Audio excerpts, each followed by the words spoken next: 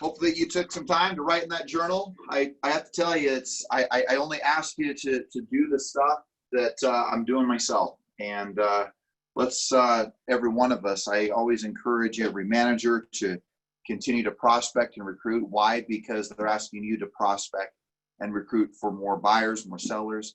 And I would only ask you to just do simply the things that every one of us, we know we're supposed to be doing, but we lead out by example. And with that being said, I am so pleased to announce that we have Armani with us. And Armani is one of our most amazing managers.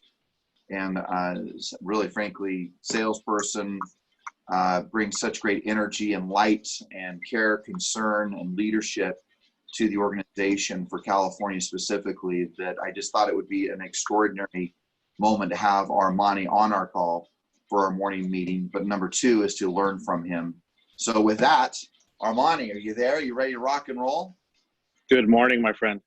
All right. Good morning. Good morning. Good morning. All right. Good to see you. So, hey, so who is Armani? Wow. That's a hard question. I guess I am just someone who wants to help others. The best thing that I love to do, the thing that impacts me the most, is just seeing that I had something to do with the success of others, whether it be my daughter, whether it be my wife, or whether it be the colleagues, the company, the agents, the clients that are buying homes, the clients that are moving on to the next chapter in life.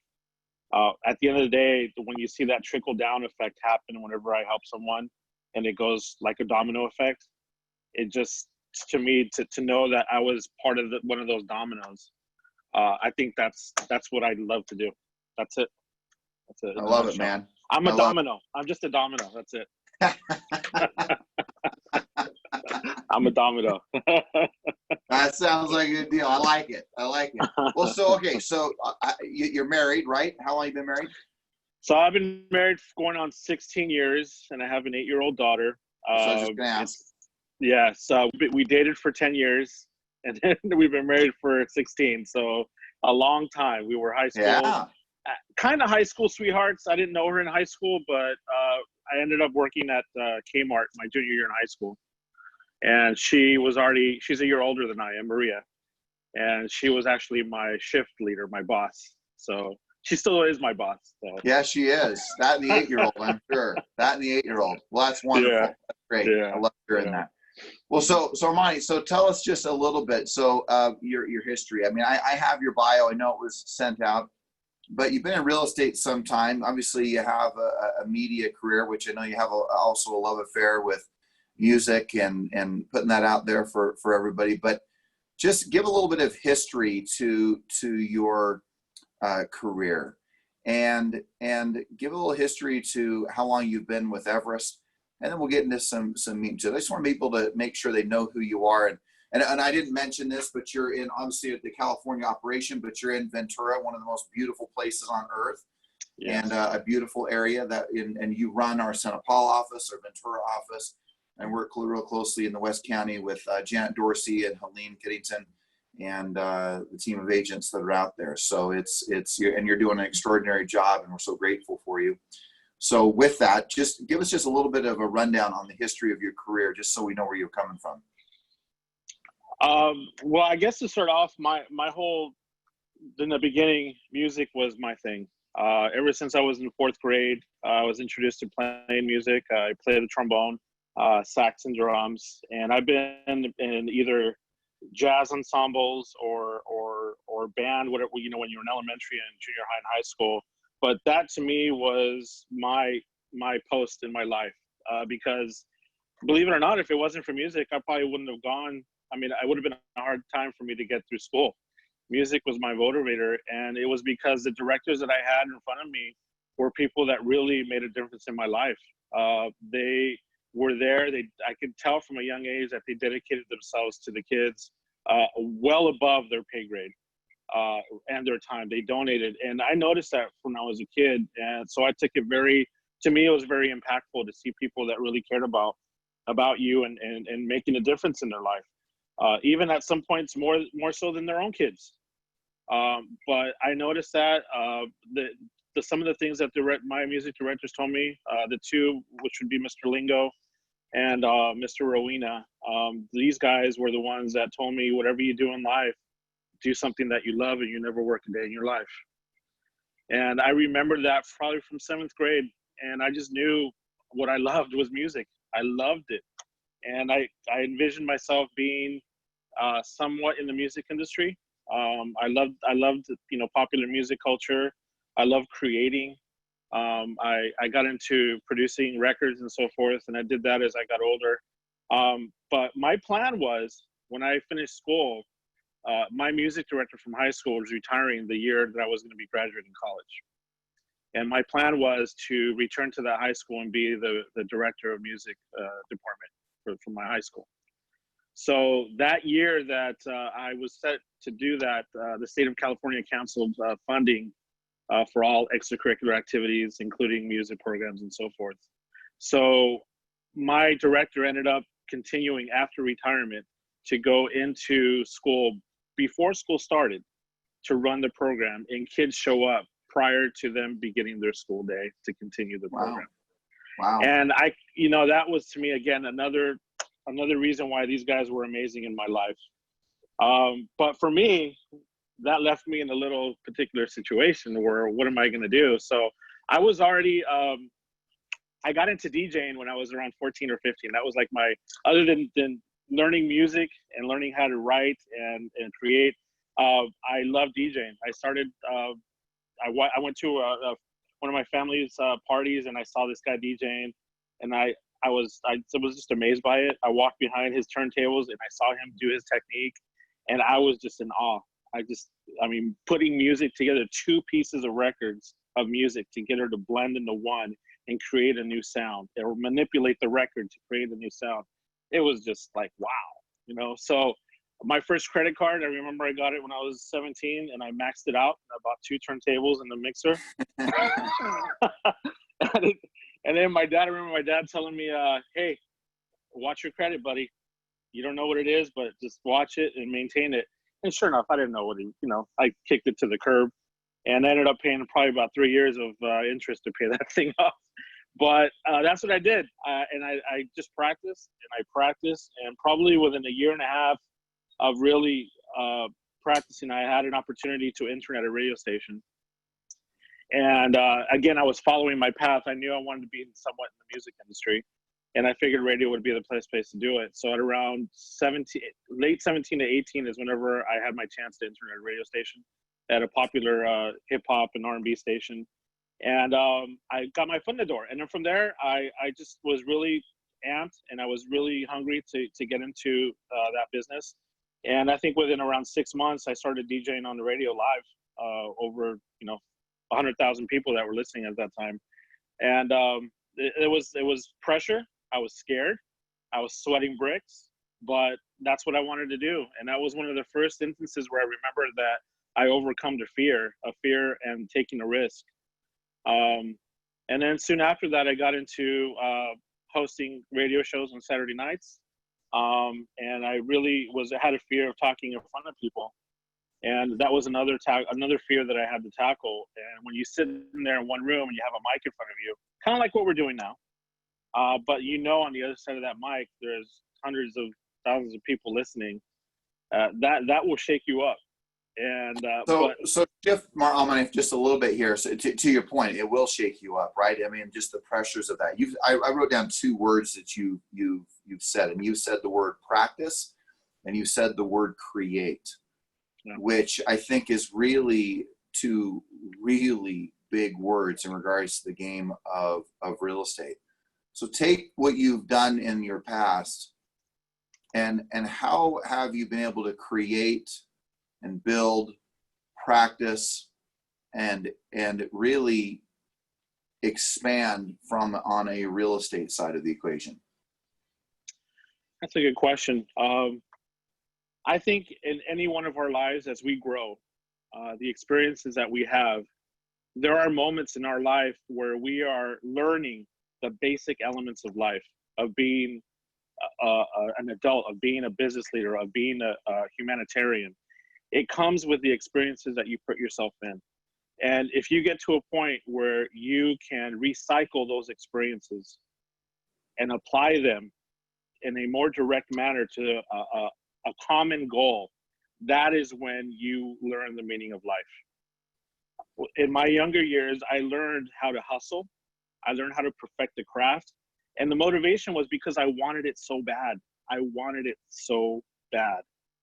I would even rent a storage space at a storage location where you store furniture and so forth. I had a small 5x5, and I took out the light bulb socket and I would put in a regular AC, and I would power my DJ equipment, and I would practice in the 5x5 room because my mother did not want me to be a DJ. But that is how hungry I was. That is what I wanted to do. It was 100 degrees, but I would be in there sweating bricks trying to get it down. So how does that apply to me now? Because all those elements I am doing now in a different stage, but it is the same thing. And it comes from putting yourself out there and absorbing what you're going through and take it as a learning experience. That is how you get through life to me. I have reached a point in my life where I could honestly look back. And I am blessed to have had those experiences, and it's up to me to share those experiences with others so that they could have that same moment that I had when I was growing up, when I was going through those moments. So to this day, that's how I treat everything. I want that experience to be shared with others because I know, again, the domino effect. It's the domino effect. I don't know if you guys seen that commercial on TV. It's been out a couple of years where there's a person walking down the street, busy main street, and they help an old lady cross the street. Someone else notices what they're doing, and then they feel they're compelled to do something of that nature, and it keeps on going, and it keeps on going. That is what I want to be a part of, and that's where it comes with everything I've learned. I love it. Well, you know, so much of what we all are doing every single day has such an impact. Sometimes it's often said, right, that, well, I'm not a leader. Well, even if you choose to not be a, quote, leader, the average human being, they say, will impact over 10,000 people just by their sheer existence on this planet. So whether we want to choose to say and declare for ourselves that we truly are a leader, the fact is that we're going to influence. And it's been said for many, years by, the great John Maxwell, who said, leadership is nothing more, nothing less than influence. And our ability to influence and our ability to help people go and rise to a higher level. I've often said, Armani, that what is it that makes an individual absolutely invaluable to another individual? And I remember when I heard this, it resonated so true to me that the way in which, and I see this in the way in which you live your life, and that is that your ability to take someone to the next level in their life, whatever that next level is. Maybe it's they go from 1 deal to 3 deals. They go from 3 deals to 20 deals. Whatever that next level is in life, that we become invaluable to another human being when we're able to help them get to the next level.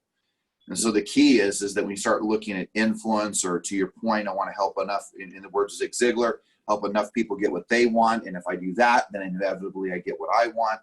It's a beautiful thing when we work from that. So tell me this then. So with really all these outside influences, speaking of the word influence, from the standpoint of the government, the media, the market, other agents, other brokerages, other opinions, every single person out there who seems to have a different thought to everything that's going on, what would you say to the agent who is really struggling, or the agent who is really having a tough time? Because here's the reality check, is that there's a lot of agents that are succeeding. There's no question that if you put a well-priced listing on the market, that it's selling quickly. But how are you helping, and what encouragement would you give to the person who is still really just simply stuck? What would you tell that person? What would you share with them?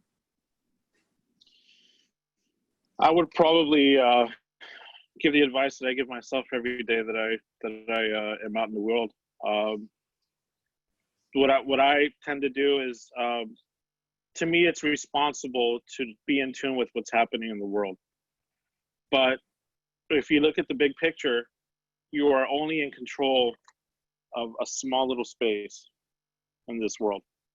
And it doesn't work where people that are thousands of miles away are telling us what we need to do or what we need to be feeling. It's the other way around. It starts from this little box. And as you affect people around you, again, that domino effect happens. My community right now here, the agents that I have around this office or in Ventura and Sao Paulo, anywhere in the county, that is my community. So whatever we do here, it's contagious, and they adopt it, and we all adopt it as a team. We all adopt it as a family, because at the end of the day, that's all we have. And as long as we look at the world in that aspect, everything else is in line. Everything else happens because of that domino effect. Now, how does that apply to business? It is the same way. It is the same way. The agents that are doing really good right now are doing so because they are worried about their community. They're dealing with providing a lack of leadership that is happening right now. They're filling that gap. So for those that are struggling and kind of like in that element, find themselves in that element where they don't know where to start, they don't know where to go, they want to take a back seat, just wait to see how things pan out. We're responsible for it. It's us that is going to make that difference. It's us that's going to make that domino effect happen, from us to our clients, to their family members, to their family members and friends, and keeps on going. That's how it changes. And until we understand that, that is what will change, not just in the personal level, but on a business level. Because to me, business is personal. Personal is business. Treat everyone the way you would treat your father or your mother if they ask you for help. That's it. Love that. Well, you know, I wrote down here in my journal with why you were speaking, I wrote down, what do I choose to focus on? And, you know, all great salespeople, we all know this, that we great salespeople or great leaders, whatever you want to call it, or frankly, any media outlet, is attempting and trying to get us to focus on certain things, right? So a great leader or a great friend is trying to get you to focus on the right things, right? To share the right story within your own psyche. Like I always say this, every mentor, coach, psychologist, social worker, psychiatrist, mom, dad, best friend is trying to help you shift your story and shift your focus. And so the thing that's interesting for all of us is that there's so many outlets that are out there to get us to focus on stuff that may have no relevance, no meaning. It's very negative. It can be sensationalized. It can be very poisonous to our psyche, to our belief system, to our motivation, to where we put our energy, where our focus goes is where our energy goes or flows. So we have to be so careful. I mean, you're speaking to this. We have to be so careful. And I know you know this, to what we choose to focus on. And the moment we begin to believe that that's not a choice, then all of a sudden we're kind of the hot air balloon in the middle of the sky with the winds blowing in each direction, or a ship out there in the middle of the ocean with no motor or no rudder, aimlessly floating anywhere the winds take it. And that's where so often, if we don't have a good, solid constitution to what we believe, what we are going to choose to focus on, the challenge is that it can get really, really treacherous in regards to where we're heading, where we're going mentally, emotionally, and of course, physically, and how we perform in this business. So I can't stress enough of the importance of choosing to focus on the right stuff. That is the key right now that I am watching so often. People are focusing on the wrong stuff, and then they're losing all sorts of emotional discipline through that process. So tell me this, Marnie, what would you say to the importance of prospecting today, the importance of reaching out, the importance of visiting, speaking, communicating with another individual? Well, I think it's very important because to me, that I think when we first met, George, which was about a year and a half ago now, we had some really long discussions between you, John, and Charlene. And one of the questions that you had asked me, I think it was, what is your greatest fear? Something to that effect. And the answer that I gave, it took me a while to answer it. because no one had really asked me those questions. And one of the questions was, what's the fear? And I said, well, my fear is that when I die, no one will be at my funeral. I remember that, by the way. Yeah. Remember that? And to me, whenever because I've had actually, I don't believe I've had anybody give me that answer, which I thought was pretty sweet. That was a pretty awesome answer. Yeah. Sorry, so keep going. That was an emotional one too. Yeah. But when I talk to people, it is a genuine.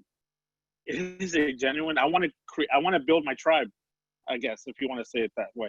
I want to build that family. I want to build that camaraderie. I want to build that moment where I have an opportunity to help and touch them whenever that moment may come. I want to set the foundation.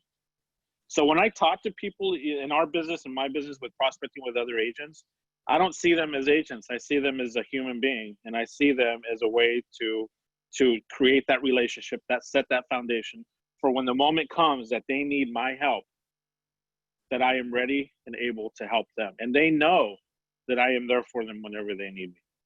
That is what I treat prospecting as. It's beautiful, man. Even a total stranger. They're obviously not a number. No, it's not a number. I never treat it as a number. I can't. It's not part of my DNA. Nothing is a number to me. The only thing that's a number to me is time. Time.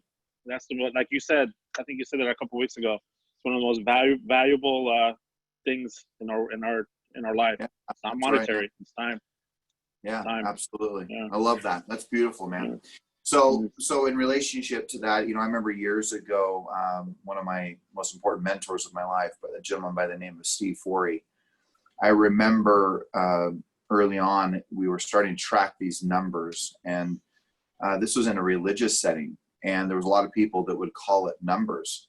And man, this Steve was a former Vietnam vet, and hard-nosed, tough guy.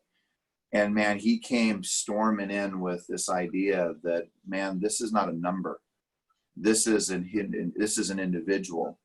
And that's really where I came about with this idea that we have, and I can hear it with everything you're saying, that we have this stewardship, right? This accountability that we have, not only to ourselves, I believe to our Creator, that we have this stewardship and this accountability that has to go on. So early on, instead of calling those things, quote, a number, is that it was always regarded as a stewardship and an accounting, because there will be those stewardships and accounting within our lives. And whether we self-assess them, whether it's through our Creator that we say, well, there's going to be a stewardship and accounting there, but at some level or another in our lives, we're going to have that. We're going to have this identity where we recognize that it's not just a number. It's not just a deal. It's not just a home. It's not just a transaction. It's a family. It's an individual. It's a person. And when we shift, as you can feel your energy, Armani, you shift that mindset to where instead of it being a number and being just a, quote, activity, or I have to prospect, is we get to do these things because we get to go make a difference. We get to go impact lives. We get to go help people. We get to assist them. And I think that it's important that we recognize that as we go through our lives. And you're speaking to it perfectly, is that I think we lose sight of the importance of influencing people and helping people. And we get so caught up in the commissions. What will we earn? What could we take away from this? What will we get? What's in it for me? And we lose sight of all of it. No, it's true. It's true. And that's to me is you are a product of your environment. You only learn the stuff that is being taught to you. And if you accept it as that being the only way, that is what happens. And it doesn't change until you are in a different element. For example, talking about Everest, I have to go back to it because I will be, it wouldn't be right if I wouldn't say this, but in the last year and a half, prior to us ever even meeting, I felt that way, what we just spoke about. It was all numbers of the pressures. When you would speak with other brokers and so forth, it was all about the numbers. When we met, we never once talked about that. And to this day, we don't talk about that. No, everyone always thinks up there out from the outside. We don't talk about numbers, and I never really talk about numbers. right? No. It's the same shift, Armani, of how many people will how many people will I speak to today, or how many contacts will I make, how many calls will I make, right? Versus a better story, which is how many lives will be impacted today by my calling? How many individuals will I help today? And putting a number to the individuals you're going to help versus, okay, I'm going to make blank contacts versus I'm going to help blank number of people. It's a different story that goes on here, right? It's a different focus point. It is. There is a lady, her name is Letty, who called me last night. She is a shift manager at McDonald's in Santa Paula. She has worked there probably for about 10, 11 years in that job. Goes there every day with a smile. Not that I go to McDonald's every day, but when I do go there. Right.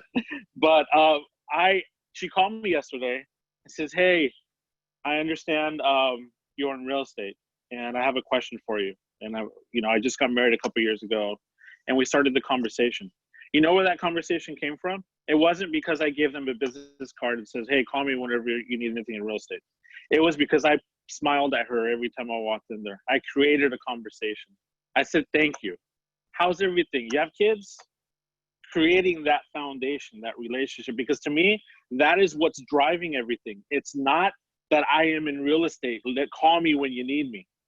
It's beyond that.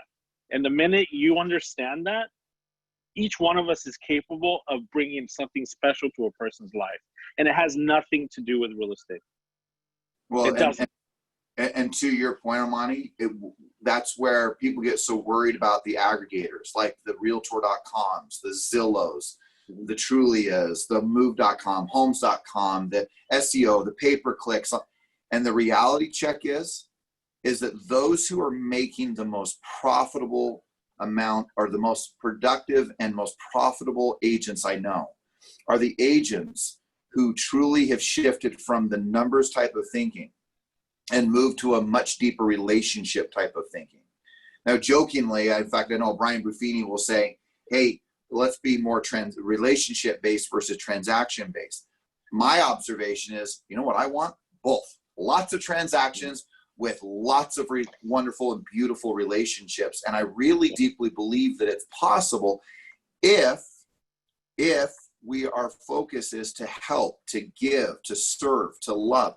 All these principles, and recognizing that whether it's the gal who's standing at the McDonald's or the 7-Eleven or the store that you walk into, or no matter who it is recognizing that every single individual has value.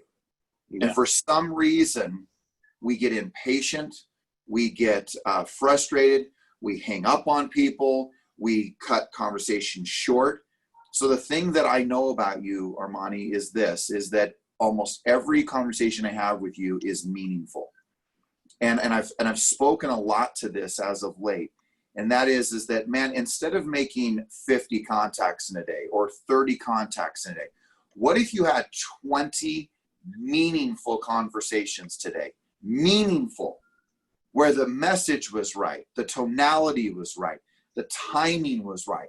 What would those conversations look like if they were meaningful? It would be a whole different experience and a whole different joy, not only to the person you're speaking to, but also for yourself. Oh, yeah, yeah. If I could talk to myself 20 years ago and talk to myself and give myself advice, the one thing I would tell that person is there's a benchmark of the things you have to do to succeed in this business. And we're telling you that because we want you to get to a point whenever you can help more people, not with the business element, because what we all can't deny that the income that we could generate is only going to empower us to do what we really want to do in this life. So that's the thing I would tell my 20-year-old self, because back then it was just like, it was so confusing because I was entering a business element in real estate after leaving a music career that I really wanted. It was all driven by emotion, and then getting into the real estate world by accident, really, to see how that's how the business world was, and that's how you have to run it. And it took me a while to get back to what I was as a person. I felt at many times that I had two different lives. I had my personal life, which I included music and everything else, as my personal life and my business life. And I never let them mix. And maybe about 5 years ago, I accepted the fact that I am who I am, and I wasn't going to shy away from letting my real estate life know who my personal life is. I stopped doing that. Before, I worried about it. I didn't want people to know about me too much. But to me, I am who you see. And to me, that's the best way to live in life. Yeah. Be as transparent and be real. That's it. That was exactly what I was thinking. Transparency. Yeah. Right. I mean, that's, you know, I mean, those are profound words, Armani. So thank you. And I know we're about out of time. So be thinking of final thought. I just want to share this in that idea of transparency is that if a client was to follow an individual agent around day after day, would they be proud and happy that that you are their agent? If they followed you around through the day and saw how you transacted your business, transacted your life, if you were in complete transparency as to who you are, how you are, what you do, how you treat people, how you spend your time, how disciplined you are, the efforts you're making to either sell their home, find a home, would they be pleased and proud to know that you're their agent? I say that to you because one of the things I've recognized is that we sometimes get into the mode of trying to do as little as we possibly can to get as much as we can. We much often live our lives like we've been, you know, on the tables in Vegas, you know, playing a little blackjack, putting down $5, hoping we get $100 back.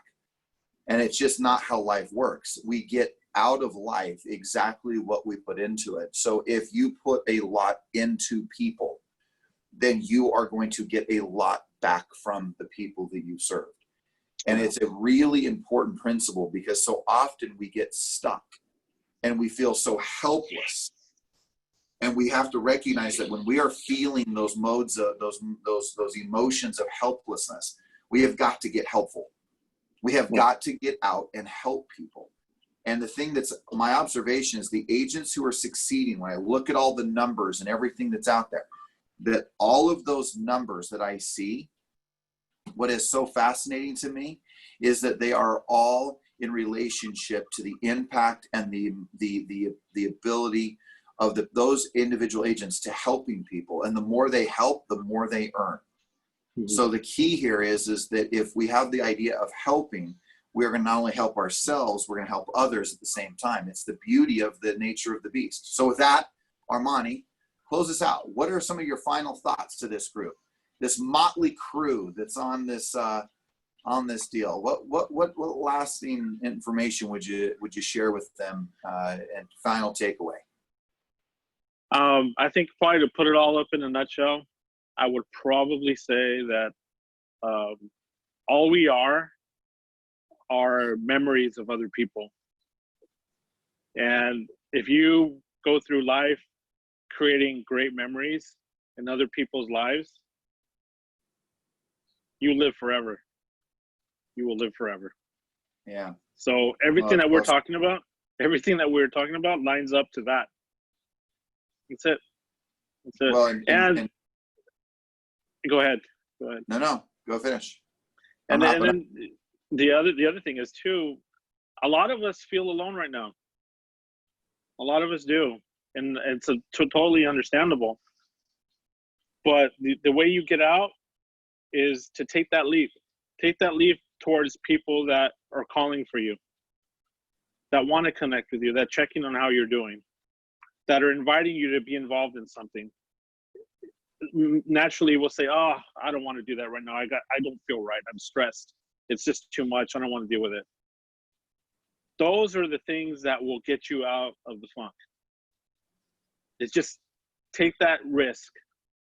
Because I tell you right now, every risk that I have taken in my life has given me fruit. From jumping into being on that mic on the radio, from pursuing my wife after she said no. Right. That took two or 3 years, by the way. To getting into performing music in front of people, thousands of people, not worried if they're gonna like you or not. To getting into real estate business, not knowing that this is going to be the calling of your life. To working for for brokerages where you wanted to push your being of who you are, but having conflicting messages, and decided, you know what, this isn't going to work for me. I need to go someplace where it's going to work for me. Those are all risks that every single time has given me a better opportunity. It's great. So just take that risk. Jump out of the element. Don't get in the funk. Look at, if you feel that right now, just say, you know what? I need to get out. I need to take that leap towards something that is asking me, that is asking me to join them.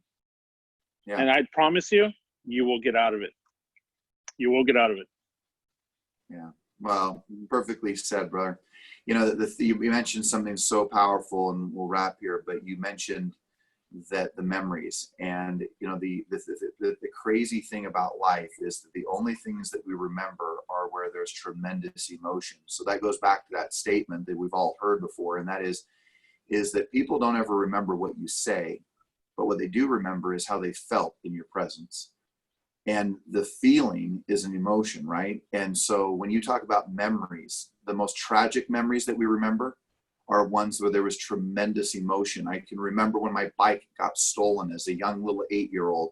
I came out of my tree hut and someone had stolen my bike. I remember the day standing on the sidewalk and looking all around, and this bike was my favorite. It was all black with the long banana seat. I remember what it looked like. I was 8 years old.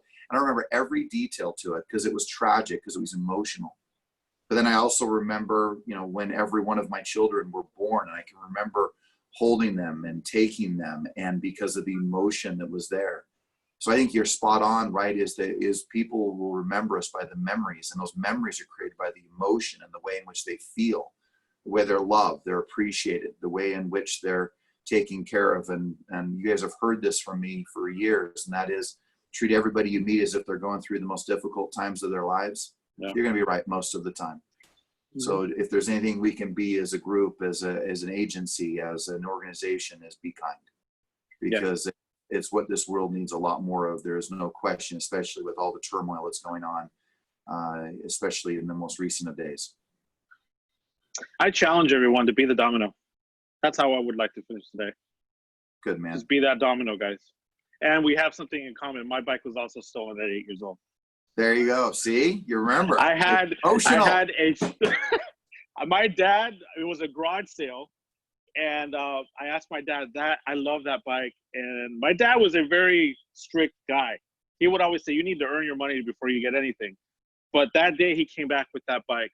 It was a Schwinn Beach Cruiser, blues with sparkle glitter. Not glitter like girly, but just that nice glitter shine. Chrome, and it was too big for me, but I was still riding it. And I was living in LA at the time, and I left the bike on the side playing with my friends, turned around, and it was gone. Yeah. Literally 2 or 3 days after I got it. I felt so bad, and so it haunts me to this day. To this day that I'm on eBay. To this day I'm on eBay trying to find something similar to that so I can buy it. That's great. So yeah. Well, brother, hey, thank you for your time. We're over time, but thank you for your heart, your soul, your care, your concern, your love for others. And it's felt. I know you're an extraordinary leader, manager of a number of different agents, but also bring a special light and a special love to the people that you care for. So keep up the great work. Thank you for your influence. Thank you for contributing to today's meeting and to these amazing agents. And as I've said, it's the greatest gathering of real estate professionals the world has ever seen. So thank you for your time, Armani. Have an extraordinary day, and we'll see you soon. All right, brother. Take care of yourself. Thank you, guys. All right, brother.